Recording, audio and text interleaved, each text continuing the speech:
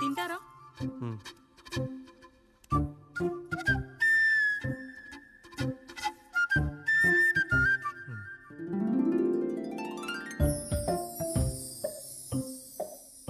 First టైమా?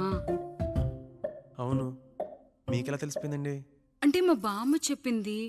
శోభనం గదిలో అనుభవం మగాడైతే మామిడిపండు పిసుక్కొని తింటాడు, అదే లేనివాడైతే మీలా ఇలా అరటిపండు ఓపిగ్గా ఒలుచుకొని తింటాడు అని.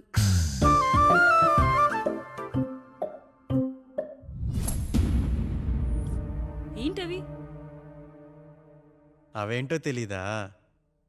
ఫ్రెండ్స్కి పెళ్ళని చెప్తే హ్యాపీ బర్త్డే అనుకొని బెలూన్స్ ఇచ్చారు, ఫీల్ అవుతారు కదా అని 4 అక్కడ కట్టాను.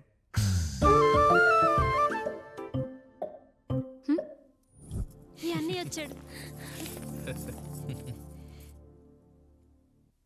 పిల్లల గదిలోకి వెళ్ళారా? వెళ్ళారండి. మీరెంత ఏంటి ఇంత రాత్రి అయినా ఇంకా పడుకోలేదా? మీరు లేనిది ఎప్పుడైనా పడుకున్నామా అన్నయ్య? అందరం కలిసే కదా పడుకునేది మావయ్య. సరే సరే, అందరం పెద్దోడి గదిలో పడుకుందాం. ఈ రోజు వాడి శోభనం కదా, అసలే కొత్త. పక్కనుంటే ధైర్యంగా ఉంటుంది, పక్క నుండి దగ్గరుండి జరిపిద్దాం. పదండి.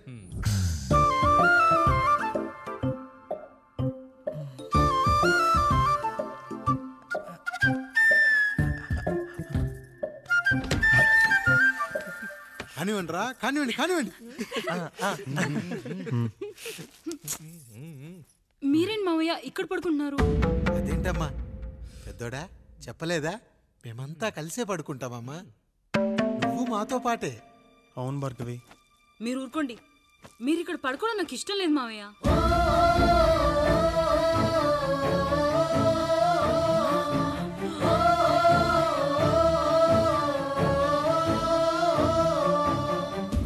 అదేంటమ్మా అలా అంటావు?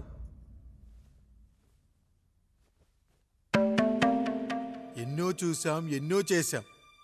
దుక్కి దున్ని కోత కోయకుండానే ఈ విత్తనాలన్నీ మొలకొచ్చాయంటావా తల్లి? అవన్నీ నాకు తెలీదు మావయ్య, మర్యాదగా బయటికి వెళ్ళండి.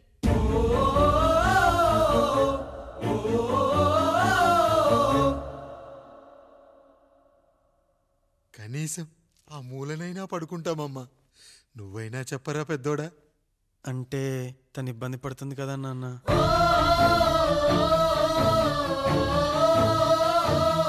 నువ్వు కూడా ఏంట్రా, పిల్లలేదో ఆశపడుతున్నారమ్మా, ఒక్కసారి ఆలోచించమ్మా. మావయ్య మీరు బయటికి వెళ్తే మేము తలుపులేసుకుంటాం.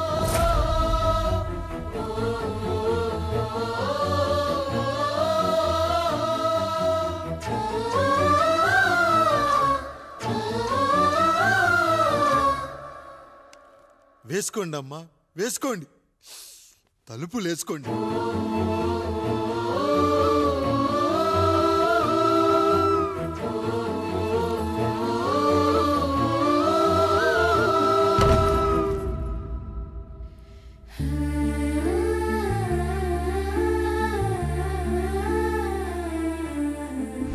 రాయుడు, బిడ్డలు జాగ్రత్త.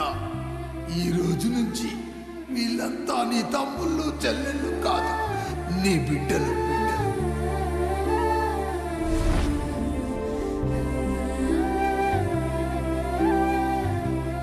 జానకి, ఏమండి? సావిత్రి, ఏమండి? లక్ష్మి, ఏమండి? మన గదిలోకి పదండి. ఇక నుంచి ఎవరి పిల్లలతో వాళ్ళ గదిలోనే పడుకోవాలి. ఇది ఈ రోజు నుంచి ఈ వంశానికి రాస్తున్న కొత్త శాసనం. అయ్యా అలా అనకండి అయ్యా, మీరు లేకుండా మేము ఎప్పుడైనా విడిగా పడుకున్నాము. అంతా కలిసే కదయ్యా పంచుకున్నాం. వెళ్ళరా వెళ్ళు, నీకు భార్య ఉంది, నీకు పడగది ఉంది. వేసుకోండి రా, మీరు వేసుకోండి, తలుపులు వేసుకోండి. మీరు కూడా ఏంటండి, పిల్లలేదు? చిన్న పిల్లల వాళ్ళని ఉయ్యాల్లో ఆడించేటప్పుడు పక్కనే ఈ నాన్న కావాలి, బడికెళ్ళేటప్పుడు పక్కనే ఈ నాన్న కావాలి, గుడికెళ్ళేటప్పుడు కూడా పక్కనే ఈ నాన్న కావాలి. కానీ శోభనం గదిలో మాత్రం పక్కనే ఉంటానంటే బరువయ్యాను జానకి, బరువయ్యాను.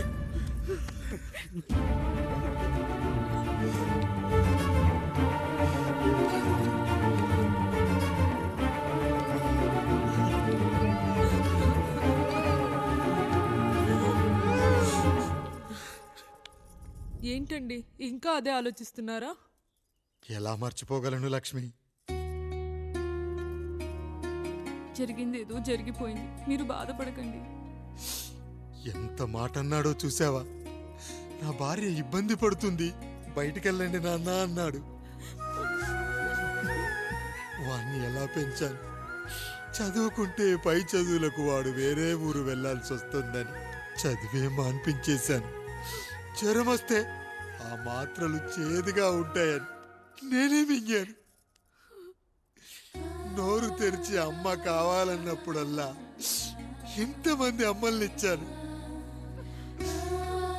నాన్న అన్న ప్రతిసారి నాన్నల్ని ఇవ్వలేకపోయానని వాడికి నా మీద కోపమో ఏమో జానకి. నిజమేనండి, మనమంతా ఇలా లేమే. మన కుటుంబానికి దిష్టి తగిలింది.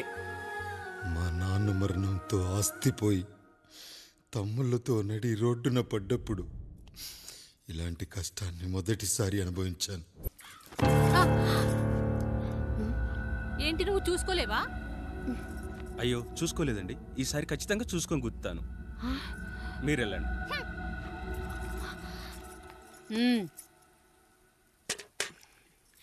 చూడమ్మా, నువ్వు మా కూతురవ్వడానికి ముందే రాయుడు మాకు దేవుడు. ఆయన కుటుంబం మనకు దేవాలయం. వాళ్ళు కొట్టినా తిట్టినా మనం అరవకూడదమ్మా.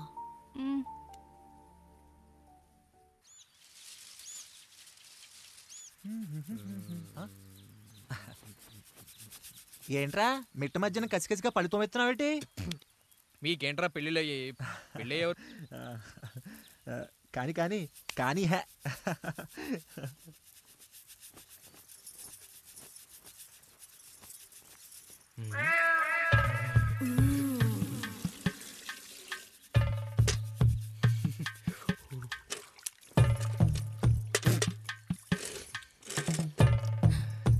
ఏంటండి? నీళ్ళు కావాలి.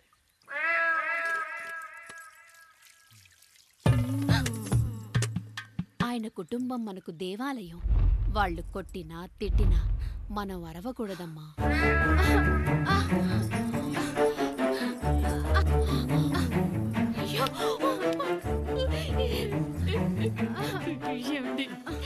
ఏదో ఒకటి చెయ్యండి మీరు. వద్దు పండు, పెద్ద ఆయన దగ్గర మాటొస్తూ. నేను చూడలేదు.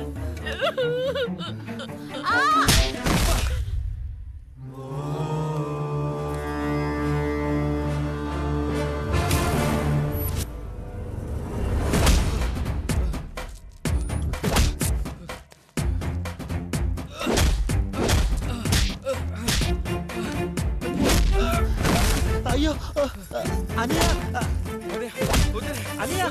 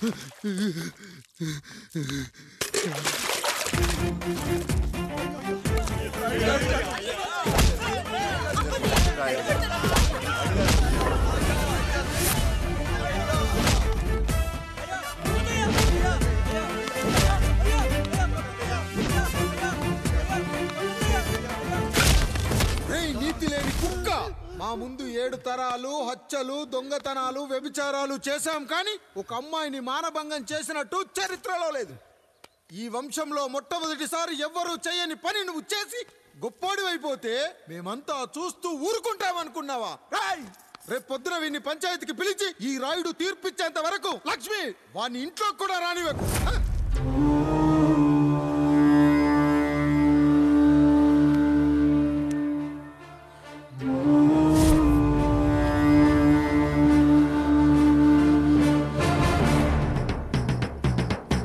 ఇందు మూలంగా 50 మందికి తెలియజేయడం ఏమనగా పెదరాయుడు గారి కుమారుడు ఆయన తన ఇంట్లో పనిచేసే కాముడు కూతురుపై మానభంగ ప్రయత్నం చేసినందున రచ్చబండ దగ్గర తీర్మానం చేయబడింది.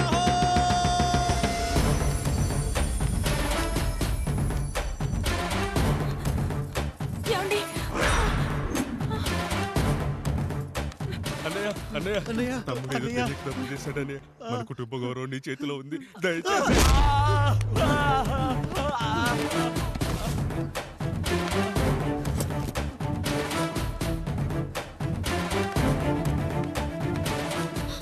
అయ్యా అయ్యా, తీర్పిచ్చే ముందు ఒక్కసారి ఆలోచించండి అయ్యా.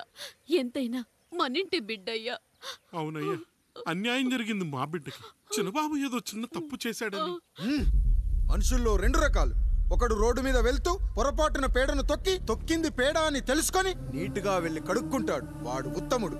ఇంకొకడు అదే పేడను తొక్కి రోడంతా బరబరా గీసి పరిసరాలను అపవిత్రం చేసి అప్పుడెళ్ళి కడుక్కుంటాడు. అలాంటి నీచుడు నా కొడుకు. నేను 3వ రకం. తొక్కింది పేడ అని తెలిసి కూడా దాని వేలుతో తీసుకొని ముక్కుతో వాసన చూసి ఆ దుర్వాసనను భరించి కడగాల్సింది చెప్పు కాదు, కడగాల్సింది పేడ అని